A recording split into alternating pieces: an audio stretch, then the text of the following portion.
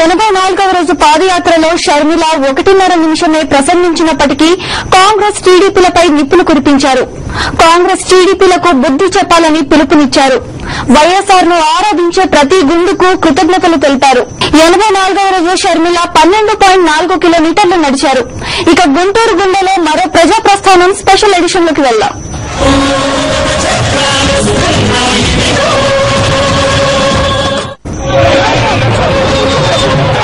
కుమ్మక్కైన కాంగ్రెస్ టీడీపీలకు బుద్ది చెప్పాలని షర్మిల ప్రజలకు పిలుపునిచ్చారు. కాంగ్రెస్ టీడీపీలను ఓడించినప్పుడే రాజన్న రాజ్యం వస్తుందన్నారు. మీరు రాజశేఖర రెడ్డి గారిని ఎంతగా అభిమానిస్తున్నారు,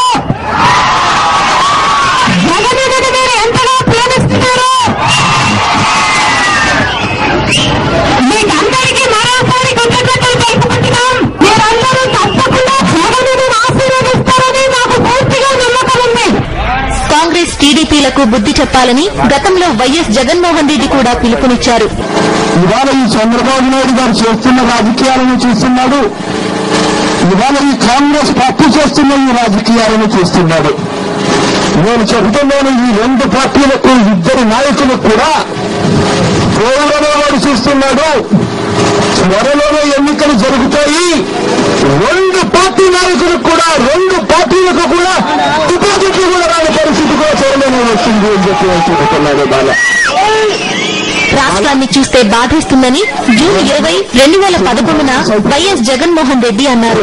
ప్రజల బాధలు తొలగాలంటే రాజన్న పాలన రావాలన్నారు. షర్మిల పాదయాత్రను చూసి పాలక ప్రధాన ప్రతిపక్షాలు వణికిపోతున్నాయని వైఎస్ఆర్ కాంగ్రెస్ పార్టీ నేత కాపు రామచంద్రారెడ్డి అన్నారు. ఈ ప్రజా ప్రస్థానం పాదయాత్రకు రోజు రోజుకు మద్దతు అనూహ్యంగా పెరుగుతూ ఉంది. ఇది చూస్తూ ఉంటే ఈ పాలక పక్షానికి గాని ప్రతిపక్షానికి గాని వెన్నులో చలి పుట్టినట్టుగా ఉంది. జగన్ గారు ఈ ఓదార్పు యాత్ర పేరుతో రాష్ట్రమంతా తిరుగుతూ ఉంటే మద్దతు చూసి ఓర్వలేక కుట్ర పన్ని ఆయన లోపల వేయడం జరిగింది. చూసి ఓర్వలేక కుళ్ళుతో నీచంగా బ్రదర్ అనిల్ కుమార్ గారి పైన లేనిపోని ఆరోపణలు తెస్తూ ఉన్నారు. మరో ప్రజా ప్రస్థానంలో గ్రామాలు మేము సైతమంటూ కదులుతున్నాయి. నీచ రాజకీయాలను తరిమి వేయడానికి షర్మిలతో నడుస్తున్నామంటున్నారు వైఎస్ఆర్ అభిమానులు. జ్యోతుల నది తూర్పుగోదావరి జిల్లా జగ్గంపేటకు చెందిన వైఎస్ఆర్ అభిమాని పాదయాత్ర ప్రారంభం నుంచి షర్మిల వెంట నడుస్తున్నారు. 6 జిల్లాల్లో కూడా మహిళల్లో గాని యువతలో గాని ప్రతి ఒక్కరిలోని విపరీతమైన స్పందన కనిపిస్తుంది. సరిగ్గా రోడ్డు లేని, నడవడానికి వీలు లేని గ్రామాల్లో కూడా ప్రజలు షర్మిల పాదయాత్రకు బ్రహ్మరథం పడుతున్నారని గుంటూరు జిల్లాకు చెందిన పురుషోత్తం చెప్పారు. ఇవాళ జగన్మోహన్ రెడ్డి జైల్లో ఉన్నాడని చెప్పి మీరేందో సంతోషిస్తున్నారా? పులి ఎక్కడ ఉన్నా పులి ఒక బాణాన్ని వదిలాడు. రాష్ట్ర పరిస్థితిపై వైఎస్ఆర్ కాంగ్రెస్ పార్టీ అధ్యక్షుడు వైఎస్ జగన్మోహన్ రెడ్డి గతంలోనే ఆందోళన వ్యక్తం చేశారు.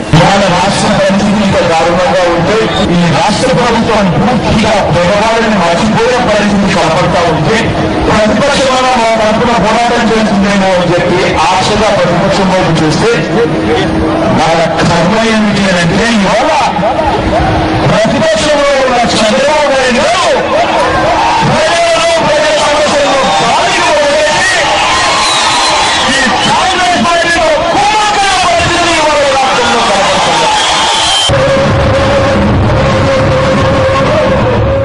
షర్మిల తమ గ్రామాలకు రావడం అదృష్టంగా భావిస్తున్నామంటున్నారు గుంటూరు జిల్లా గ్రామీణులు.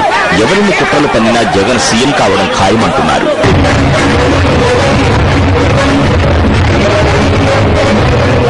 రాజన్న బిడ్డ నడుస్తుంటే పెద్దాయన గుర్తుకు వస్తున్నారని చెప్తున్నారు అభిమానులు.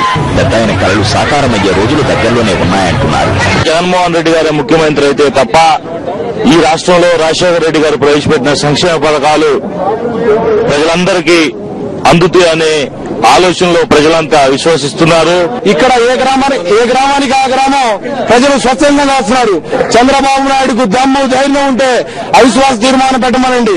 అవిశ్వాస తీర్మానం పెట్టి ఈ ప్రభుత్వాన్ని పడేసి ప్రజల్లోకి వైఎస్ఆర్ కాంగ్రెస్ పార్టీ సత్తా ఏందో ప్రజలు నిరూపిస్తారని, చంద్రబాబు నాయుడుకి బుద్ధి చెబుతారని తెలియజేసుకుంటున్నారు. రాబోయే ఎన్నికల్లో కాంగ్రెస్ టీడీపీలకు ప్రజలు బుద్ధి చెప్పడం ఖాయమన్నారు వైఎస్ జగన్మోహన్ రెడ్డి. ప్రతి ఒక్కరూ రాజన్న రాజ్యం కోసం ఎదురు చూస్తున్నారని చెప్పారు. ప్రీతమ నాయకుడు రాజశేఖర రెడ్డి గారి సువర్ణయుగం జరుగుతున్న ఆ వేళలో కేవలం 46 మంది ఎమ్మెల్యేలు ఉన్న ఆ వేళ చంద్రబాబు నాయుడు గారు ఇదే ప్రభుత్వం మీద ఆ వేళ అవిశ్వాస తీర్మానం ప్రవేశపెట్టాడు. మరి అదే చంద్రబాబు నాయుడు గారు తోడుగా ఉన్న ఇవాళ కనీసం ఒక పరిశ్రమన్నా చేయాలి, ఈ ప్రభుత్వాన్ని సాగనంపాలి అని చెప్పి కనీసం ఆలోచన కూడా చేయని పరిస్థితిలో ఇవాళ ప్రతిపక్షంలో ఉన్న చంద్రబాబు నాయుడు గారిని చూస్తా ఉంటే ప్రజలకు మంచి చేసే ప్రభుత్వం కోసం కొన్నాళ్లు వేచి చూడాలని వైఎస్ జగన్మోహన్ రెడ్డి అన్నారు.